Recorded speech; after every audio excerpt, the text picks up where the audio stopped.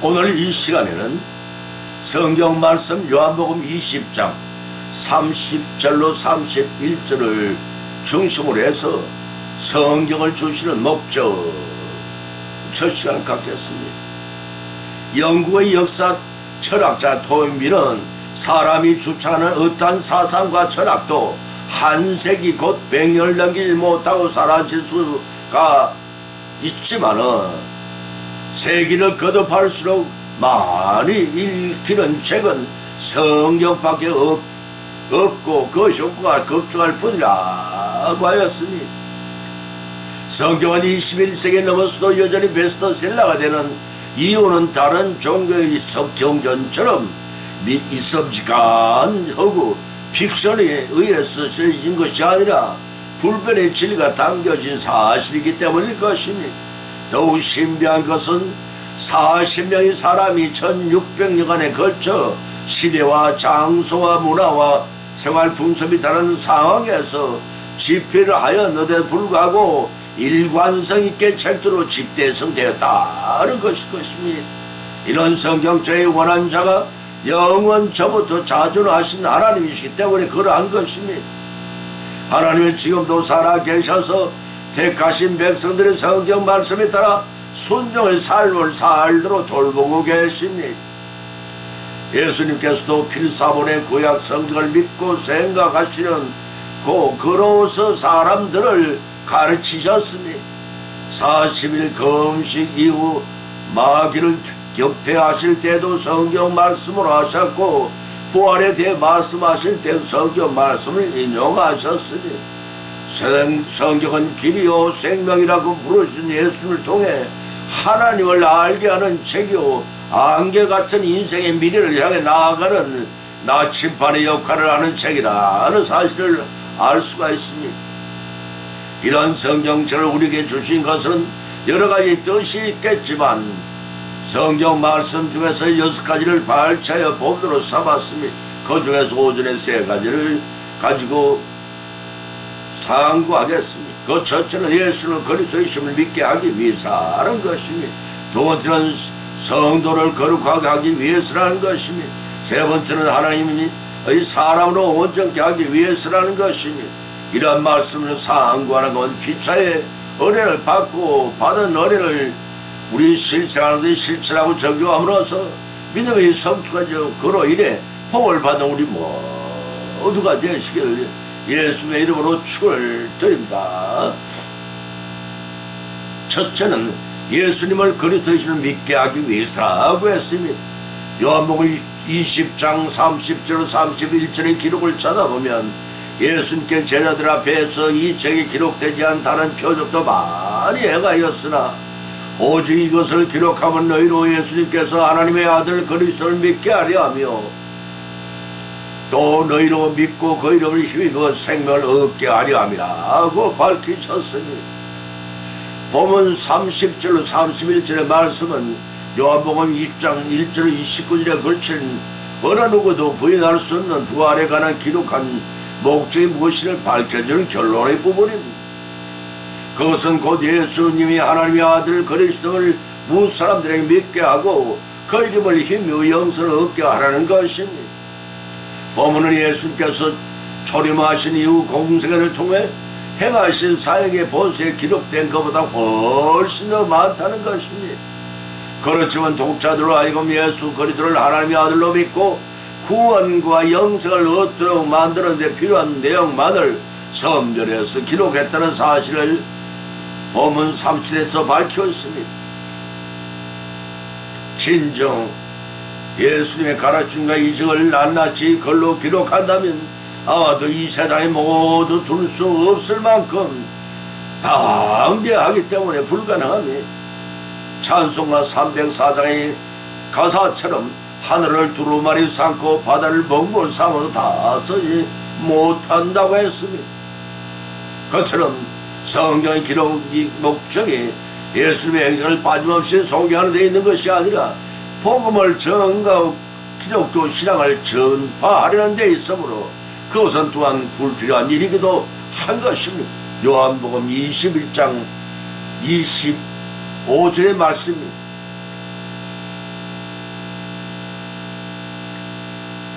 따라서 본문에서는 우리는 성경의 독자들이 반드시 신념을 마땅한 자세대의 교훈을 받게 됩니다. 성경은 심신의 수양을 위하여 일련 도덕 경전이 아니라는 사실입니다.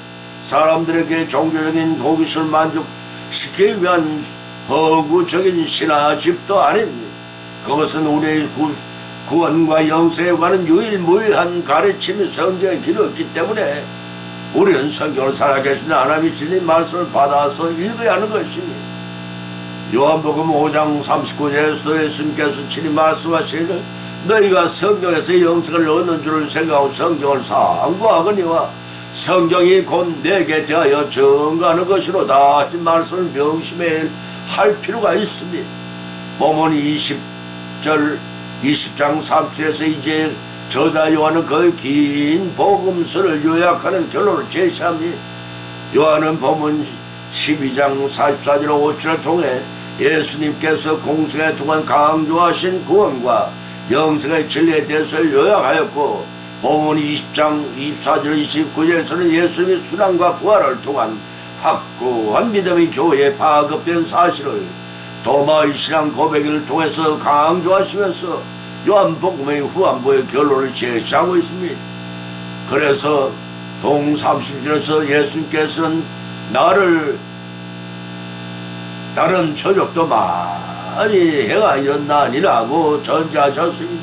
모세에 기록되지 않은 많은 예수님의 여타의 행적이 있어서 암시합니다. 요한은 복음서가 지향하는 의도는 그의 역사관에 따라 역사적인 사실을 취사 선택했다는 것을 알 수가 있습니다. 다시 말해서 사복음서가 예수님에 관한 정근한 동일한 목적을 지니고 있습니다. 그렇지만 내용과 강조점이 서로 다른 이유도 바로 여기에 있습니다.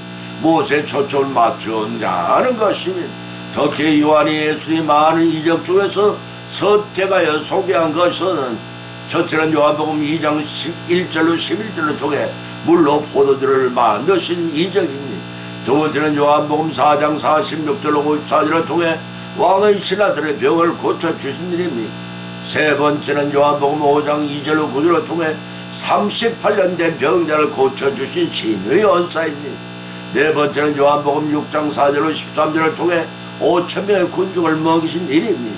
다섯 번째는 요한복음 6장 16절로 21절을 통해 바다 위를 걸으신 이적입니다.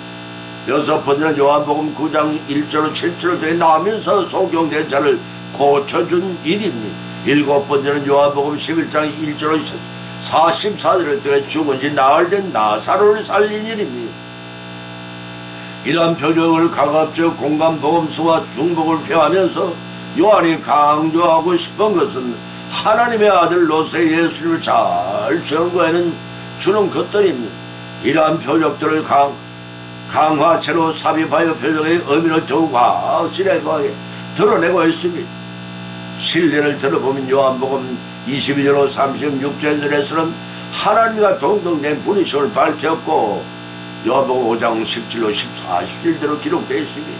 또 요한복음 6장 22절 71절에서는 생명이 떡이라 증거했으며, 요한복음 7장 37절로 39절에서는 영생이심을, 그리고 요한복음 8장 12절로 59절에서는 세상의 빛이심을 선포했습니다. 또한 요한복음 10장 1절로 21절에서는 선한 목자심을 선포하셨고, 요한복음 12장 1절로 11절에서는 자신의 죽음과 장래에 대해 말씀하셨습니다. 본문 31절에는 요한이 밝히기를 오직 이것을 기록하고 너희로 예수께서 하나님의 아들 예수 그리스도를 믿게 하려 함이라 하고 밝혀놓고 있습니다. 여기서 그리스도를 믿게 한다는 의미는 예수님의 하였고 예수님이 온 인류를 죄 가운데 구원하시기 위해 대속 사역을 성취하신 메시아를 믿는 것이라. 요한복음 4장 25절 26절, 요한복음 10장 14절 18절에서 기록하고 있습니다.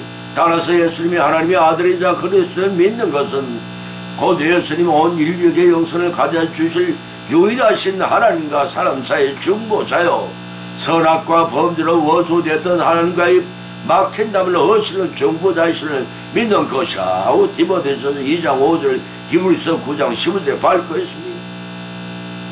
그런 말씀을 강조하는 이유는 본절 말미에서 또 너희로 믿고 그 이름을 힘입어 이 생명을 얻게 하려 하신다고 하셨습니다. 이 말씀을 통해 요한은 구원에 이르는 길은 예수를 믿는 믿음이요 믿음의 결과 영생이라는 복음의 핵심을 다시 한번 결론적으로 진술한 것입니다. 요한복음 3장 16절 말씀입니다. 요한이 복음을 통해 강조한 것은 예수님은 하나님의 아들이요 그리스도이심을 믿게 하기 위해서요 성경을 주신 목적도 여기에 있음을 알고 성경을 읽고 믿음으로 순종하여 언약하신 복을 모두 성자에 누리시기를 축원합니다. 두 번째는 성도를 거룩하기 위해서라고 했습니다. 요한복음 17장 15절로 17절을 찾아보면 내가 비옵는 것은 죄를 세상에 데려가기 위함이 아니요 오직 악에 빠지지 않게 보존하기를 원함이니이다. 내가 세상에 속하지 않는 같이 저희도 세상에 속하지 아니하였사옵나이다. 저희들 진리로 거룩하게 하옵소서. 아버지의 말씀은 진리이다 라고 하셨으니 성경이 진리인 것은 이스라엘이 부귀 영화 세상 종말 때 불타 없어질 것들이지만 그때 생명을 구원하는 길을 가르쳐 주기 때문이라 할 것입니다. 따라서 생명을 구원하는 길을 열어주신 책임이답니다. 예수님께서 말씀하시기를 천하를 얻고도 제 목숨을 잃는다 무슨 소용이 있겠냐고 반문하셨습니다. 좋은 예화가 있습니다.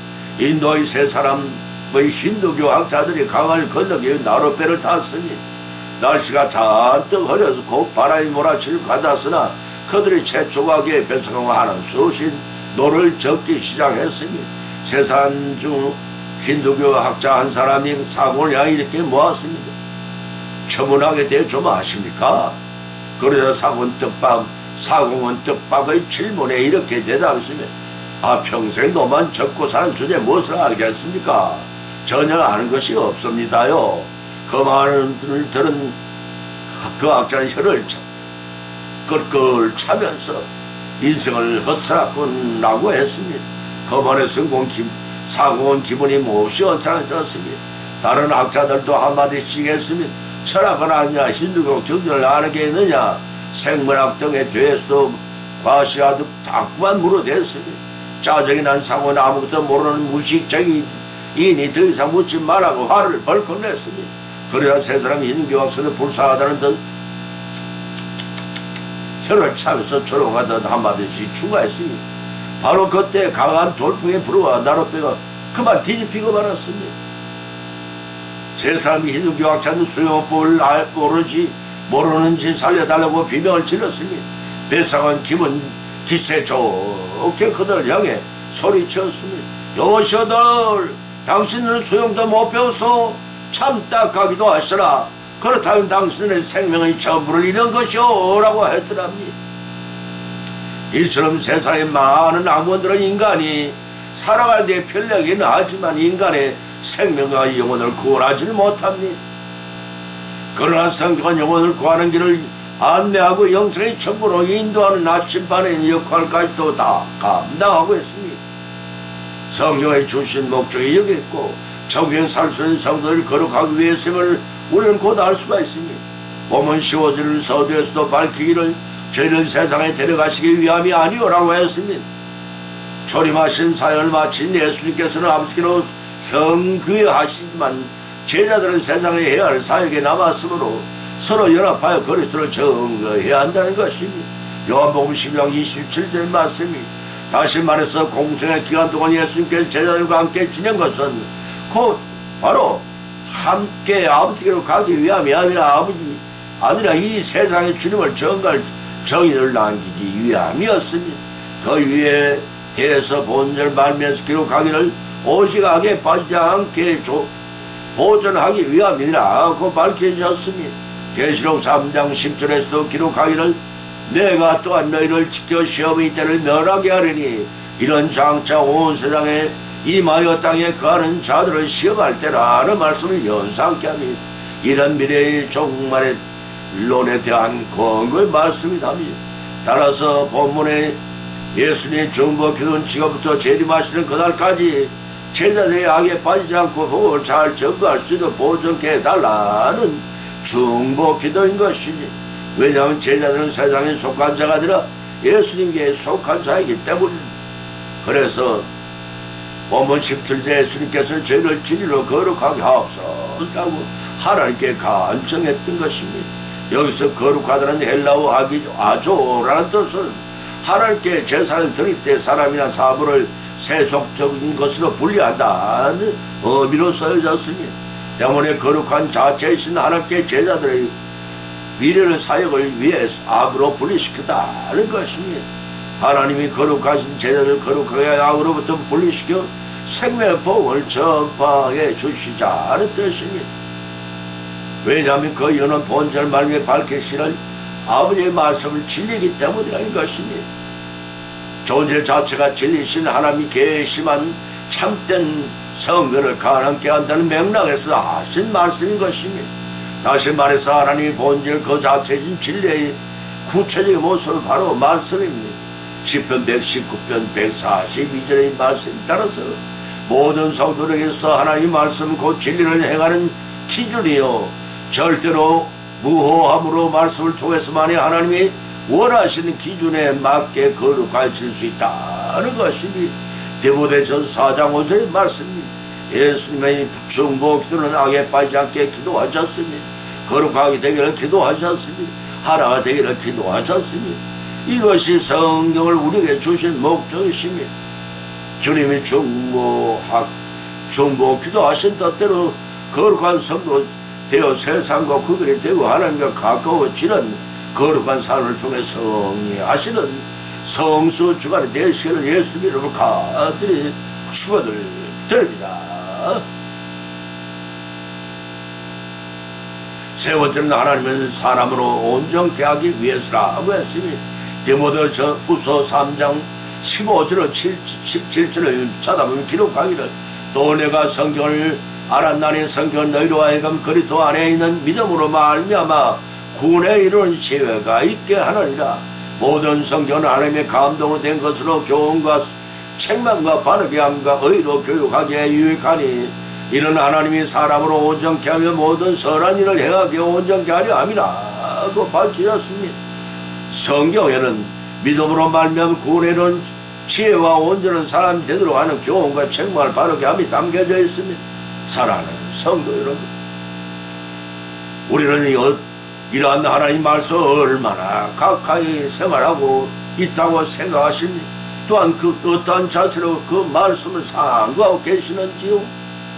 베드로후서 1장 20절에서 기록하기를 먼저 알 것은 경의 모든 내어는 사사람이 풀 것이 아니라고 하였습니다.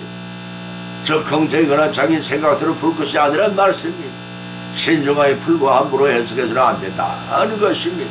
기독교인뿐만 아니라 전 세계 많은 사람들에게 큰 감동을 주었던 배너의 작가 월리스는 원래 불신자였습니다.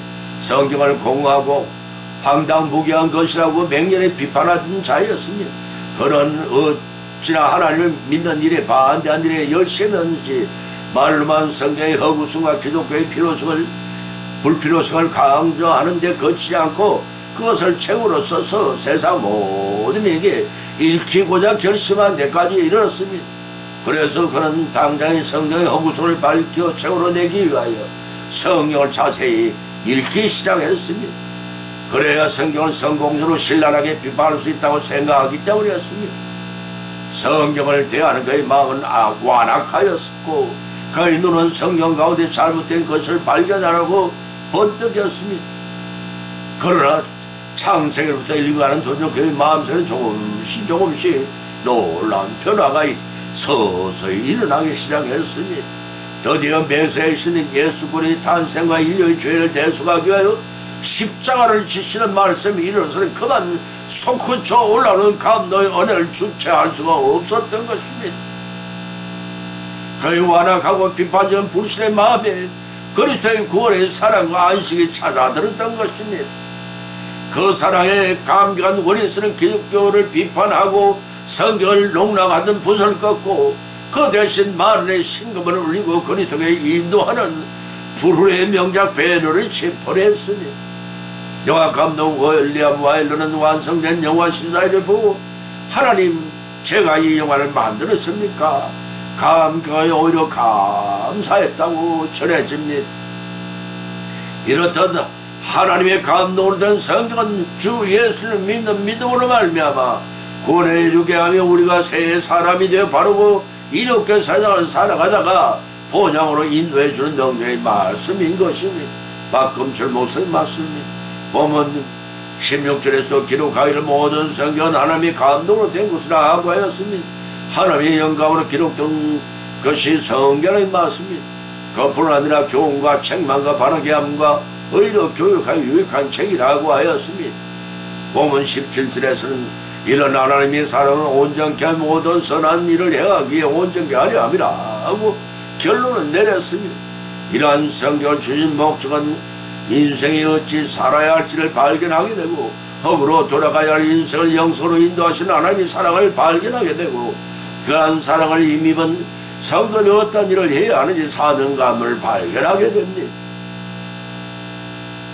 귀를 주셨으나 말씀을 깨닫지 못하고 눈을 주셨으나 한치 앞을 내다보지 못한 인생에게 영생의 길을 성경을 통해 인도하시는 성삼위 제 하나님께 지금부터 영원까지 감사와 영광을 새 선목으로 돌린 우리 모두의 여성의 믿음이 성리를 이루어 나가시는 예수님으로 축원드립니다. 결론 맺습니다. 오늘 본문 말씀은 상관한 가운데 피차 믿음의 어린을 받았고 또한 세 가지 교훈을 받은 자입니다. 그 첫 번째는 성경을 우리에게 주신 목적은 우리를 구원하기 위해 십자가를 지신 예수님을 그리스도 믿게 하기 위해서입니다. 두 번째는 성경을 우리에게 주신 목적은 성도를 거룩하게 만들어 영생복음의 진리 전파 사역을 담당시키고자 하심이었습니다. 세 번째는 성경을 우리에게 주신 목적은 하나님의 사람으로 온전케 하여 천국 표순으로 살도록 하기 위해서입니다.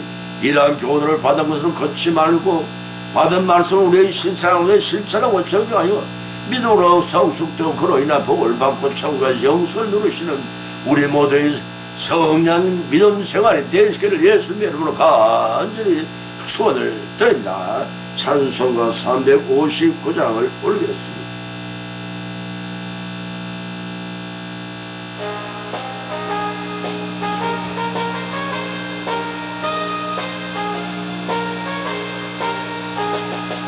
천성을 향해 가는 성도들아 앞길에 창에